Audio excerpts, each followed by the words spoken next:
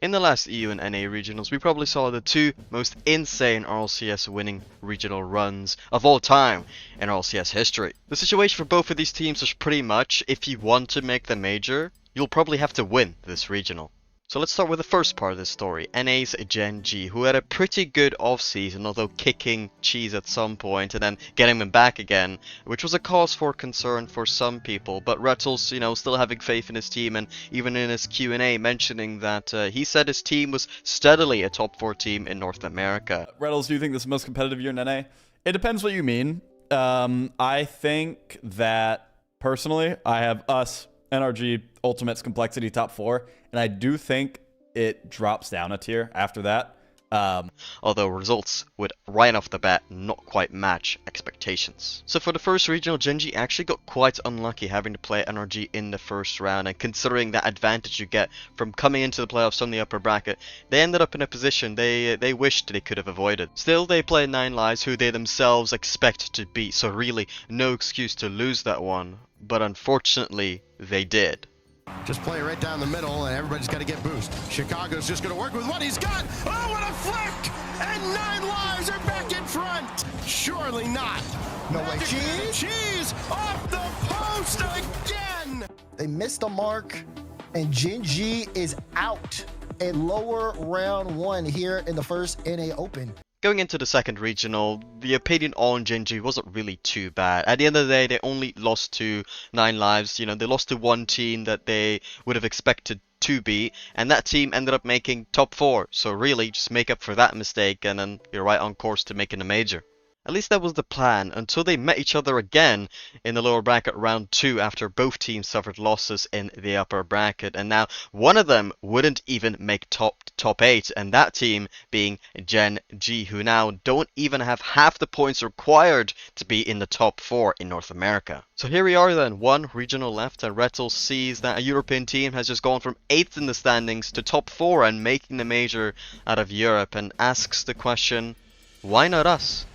In the group stage, though still losing to 3rd place at the time in North America, Complexity, Gen.G, they qualify for top 8 through the lower bracket, but now they actually have to go through the gauntlet of the lower bracket in the playoffs. Their first challenge, Strictly Business, who make them struggle, but as favorites, Gen.G close out the series 4-2. Now a real test. They go up against a team the level of which they haven't really been able to beat all season long.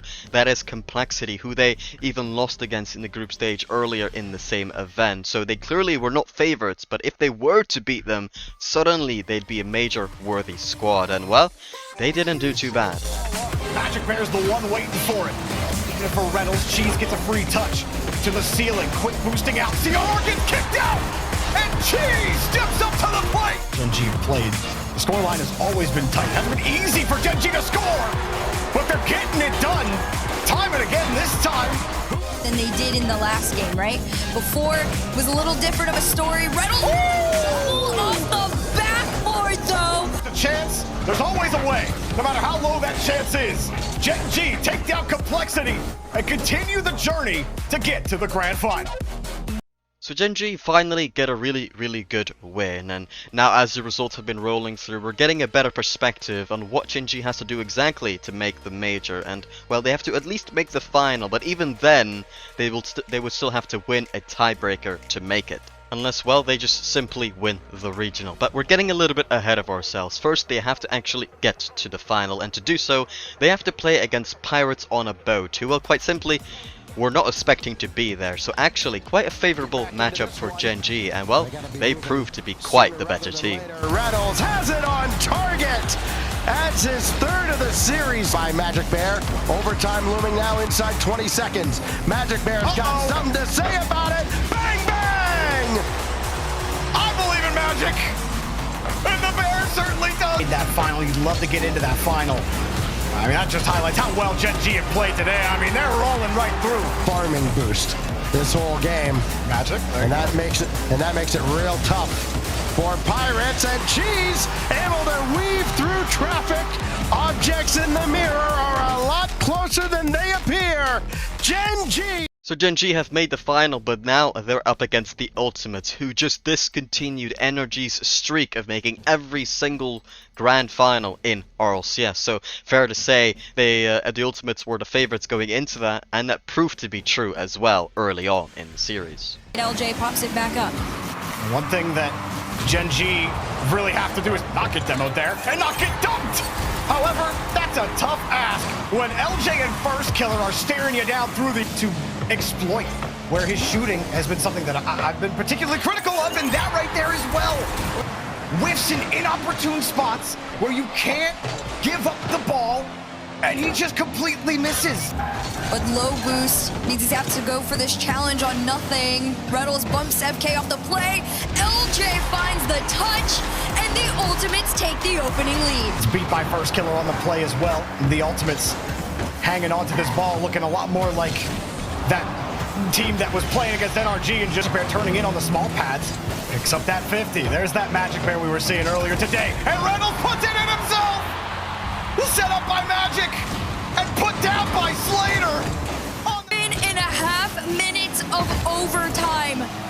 At some point, exhaustion might kick in. LJ's gonna hit it, and there it is. Chronic with the follow. Ultimates 2-0. And Gen.G completely gapped with Majicbear misreading the ball in the corner. Head up from the Ultimates for 9-10 minutes. And about 8 of those minutes were just in overtime. LJ drops it down into the bucket, and Chronic spills it all over their head. And still though, Gen.G, they just have that one shot and that one goal to their name. Oh yeah, you ain't saving that. First Killer set the rocket. Close overtime losses, a terrible cheese mistake. If Gen.G were going to win the series, you'd imagine it's because they get momentum on their side early. But perhaps we all underestimated this team. But Gen.G's done an incredible job. The fact that they weren't able to score anything in that last game tells you everything you need to know about Gen.G's confidence, and at that, double the follow is in.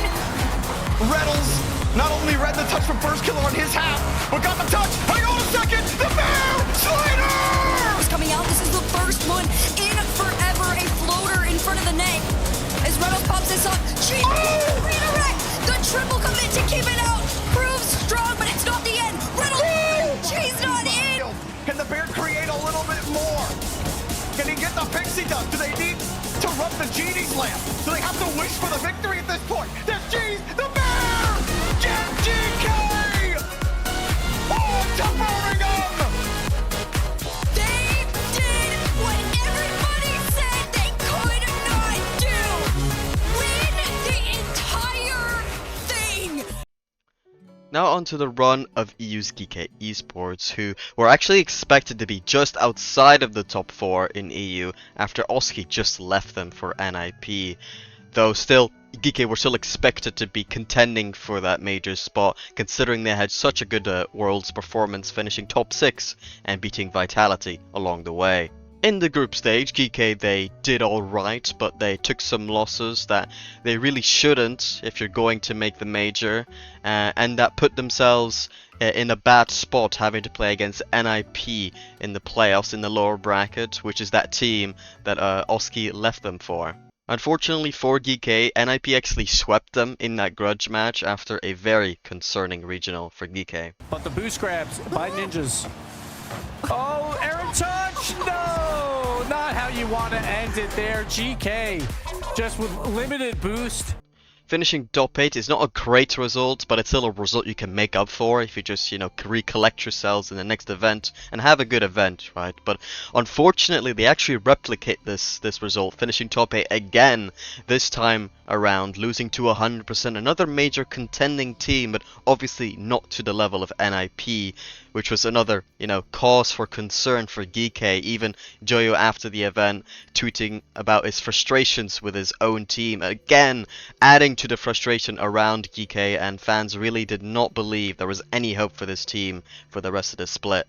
After 2 top 8s, Geekay end up with less than half the points of currently 4th place NIP, which happens again to be that team that Oski left them for, right? For Regional 3, it became clear. For Geekay, if they want to make the major, the only way this would happen is if they win the entire thing, which actually made them relax a lot. They took a break as well, didn't do as many scrims, and little did they know just how much this would help them in the short term. The impact was immediate. In the group stage, they were able to conjure up a win against Vitality, who were considered to be a much better team than them, and that's the kind of win that they simply were not getting before this point.